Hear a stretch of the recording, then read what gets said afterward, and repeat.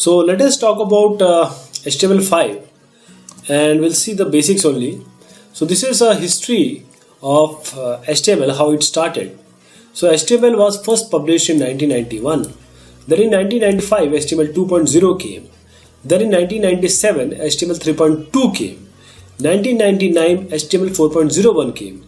This after 4.01 was this this was released. A focus shifted to XHTML after the release of this 4.01. So the focus shifted to XHTML, extended XHTML and its stricter standard.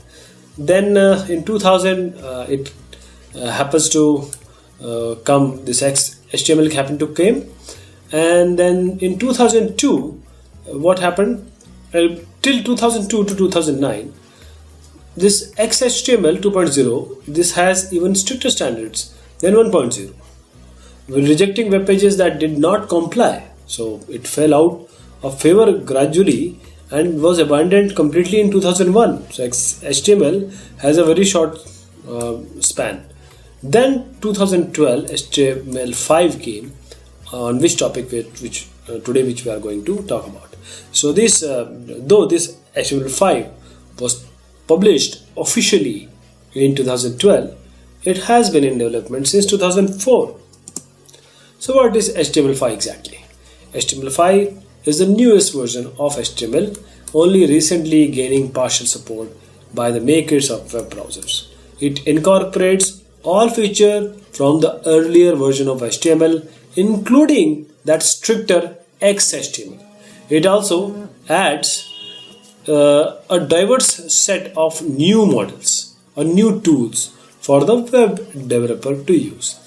It is still you can say it is in progress, so no browser have full HTML support, so it will be many years perhaps until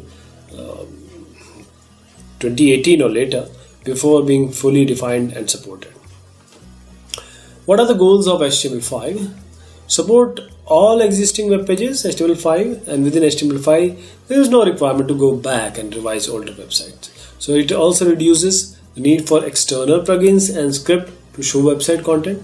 It improves the semantic definition, that is meaning and purpose of page elements. It makes the rendering of web content universal and independent of the device being used, so some sort of platform independency is there.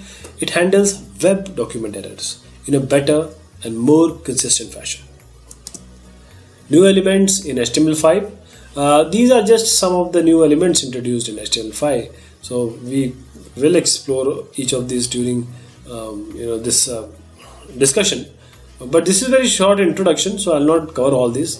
Article, fixed caption, time, video, navigation, NAV. So all these things, canvas, this is very important, canvas.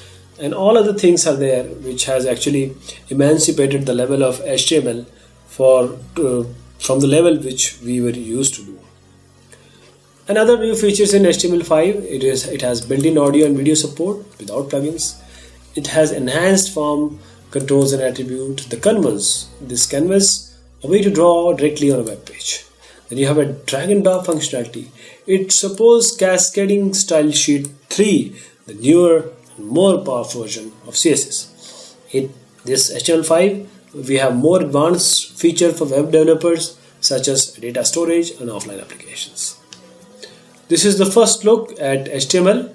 Remember the doc type declaration from XHTML, it has been retained, this XHTML, and this is how our basic HTML look like, or you can say the initial tag, first tag will look like.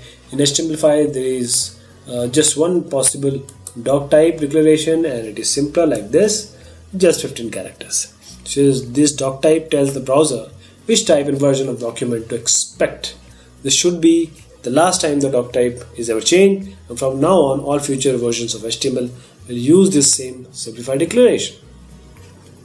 Then we have this HTML element. So this is what the HTML element looked like in XHTML.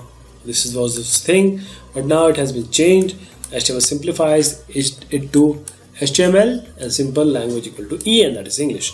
This lang attribute in the HTML elements declare which language the page content is in, and though not strictly required, it should always be specified.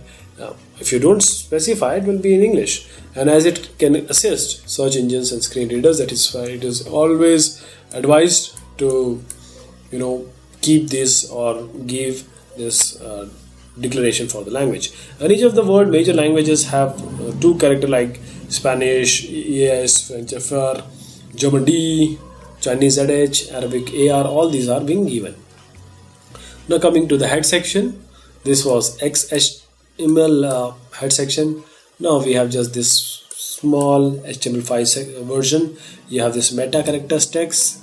See UTF-8, that means it is showing that this has to be in Unicode. Title, you just type a title, link you can give related to some style sheet, and the reference is style.css. This is cascading style sheet. So this is the simplified character set declaration, the shorter CSS style sheet link text, and the removal of the trailing slashes for these two lines. This is basic HTML5 web page, and putting the prior sections together, now adding the body section and closing tags, we have our first complete web page in HTML5. You can just try it on a simple notepad or notepad++, and this is going to run very elegantly. So this is doc type, this is language, this is head, this is Unicode, this is what you write, this is a link to the CSS, and closing of head, closing of body, closing of giving body some content, closing of body, HTML, closing. So let's open this page. We can just easily see it. This is how it will be seen viewing the HTML5 web page. So even though we used HTML5, the page look exactly same in a web browser as it would be in XHTML.